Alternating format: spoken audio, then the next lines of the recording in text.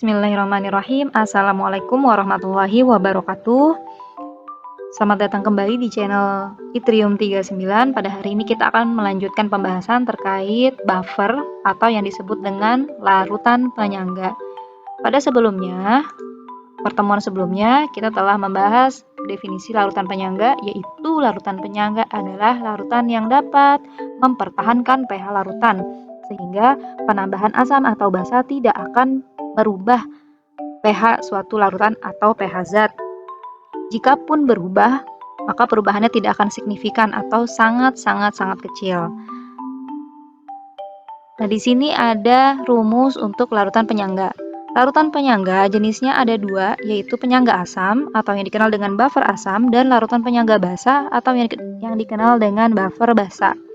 Yang membedakan buffer asam dengan buffer basa adalah jika asamnya yang lemah, maka ini pasti buffer asam. Jadi kalau asamnya yang lemah, buffernya asam.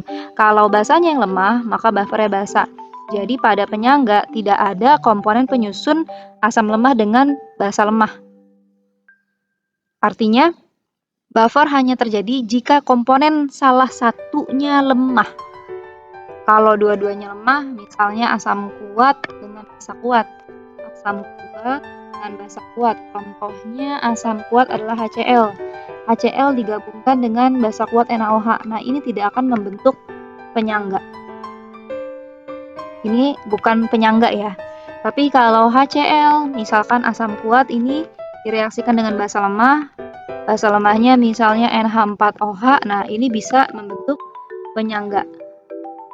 Dengan catatan campurannya harus bersisa. Campuran bersisa. Nah, penyangga sebenarnya juga bisa dibuat dari asam dengan garamnya. Teruskan lagi, jadi kalau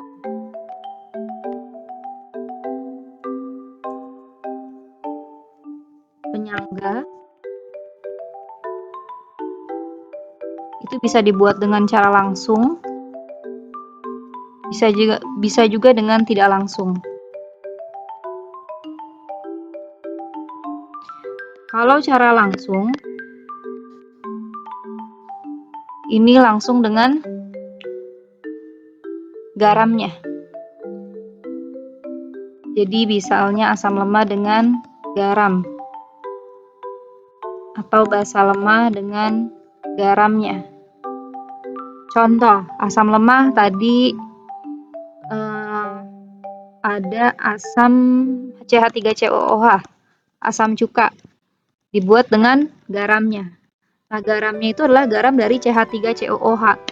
Caranya gini aja, kalau asam lemah, ini kan CH3COOH. Nah, untuk menentukan garamnya, hilangkan satu H-nya, jadi H-nya ini dihilangkan, ditambahkan dengan komponen logam. Jadi lihat nih, CH3COO-nya di sini sama dari sini sampai sini.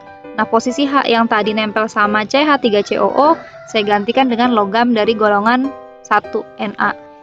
Jadi bisa juga bentuknya CH3COOK atau CH3COO Ca seperti itu. Nah, pertanyaan saya, kalau bentuknya asam lemahnya HF, nah ini garam dari HF apa? Silakan jawab di kolom komentar ya. Gitu. Itu untuk cara langsung. Kembali lagi ke tidak langsung.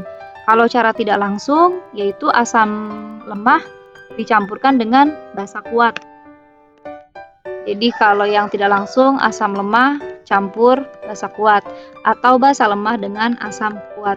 Itu ya, komponen salah satunya harus lemah, tapi tidak boleh keduanya lemah. Kalau dua-duanya kuat juga nggak bisa. Jadi kalau asam kuat campur basa kuat, ini tidak akan pernah bisa membentuk larutan penyangga. Nah, yang kita bahas hari ini adalah buffer asam dulu ya, rumus untuk buffer asam yang ini. Dimana rumusnya yaitu dari, kita cari H plusnya dulu. H plus adalah hasil kali antara Ka dengan mol asam lemah bagi mol basa konjugasi. Atau bisa saya tulis seperti ini. Ini yang saya tulis sama yang digambar sama ya. Jadi kalau buffer asam dicari dulu H plusnya sama dengan Ka dikali mol dari asam lemahnya, Al itu asam lemah, per mol garam, atau bisa juga mol basa konjugatnya. Nah, berikut ini adalah contoh soal untuk larutan penyangga asam atau buffer asam. Di sini ada 100 ml larutan CH3COOH 0,1 molar. CH3COOH ini yang biasa kita kenal dengan asam cuka. Nama UPK adalah asam asetat. Kemudian CH3COOH ditambahkan dengan larutan CH3CONA, ini namanya natrium asetat ya. Natrium asetat 0,1 molar sebanyak 100 ml. Yang ditanya adalah hitung pH campuran. Untuk menjawab soal ini, yang pertama kamu lakukan yaitu adalah mengidentifikasi apakah ini buffer langsung atau jenis buffer tidak langsung. Seperti yang sudah saya beritahu sebelumnya, kalau buffer langsung itu campuran dari lemah dengan garamnya. Nah, di sini ada garam. Taunya garam dari mana? Ingat bahwa dalam suatu senyawa asam itu biasanya diawali dengan kata asam. Misalnya asam klorida, asam sulfat, asam nitrat, dan lain sebagainya. Kalau pada struktur rumus senyawanya, asam itu yang depannya H, HCl, H2SO4, HNO3, dan lain sebagainya. Dan secara kalimatnya diawali dengan kata asam.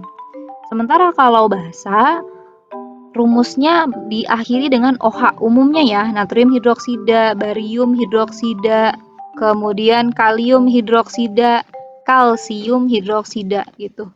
Atau kata nama senyawanya diakhiri dengan kata hidroksida, diakhiri dengan kata hidroksida. Itu untuk basa. Nah, bagaimana dengan garam? Kalau garam berarti tidak diawali dengan asam, tidak diakhiri dengan kata hidroksida. Contohnya natrium asetat ini. Nah, ini tidak ada awalan asam, tidak ada akhiran hidroksida. Gitu. Jadi, umumnya yang namanya garam seperti itu. Contoh lainnya yaitu garam dapur, natrium klorida. Bisa juga garam Inggris, magnesium sulfat. Tidak ada asam di depan, tidak ada hidroksida di belakangnya. Itu sehingga setelah kamu tahu ini adalah garam, berarti jenis campuran ini adalah buffer langsung. Kalau buffer langsung masukkan rumus. Rumusnya adalah H+ sama dengan Ka dikali mol asam lemah, Al itu asam lemah, per mol garam. Kenapa garam? Karena di sini dalam soal ini yang dipakai adalah garamnya. Kalau sudah tinggal masukkan.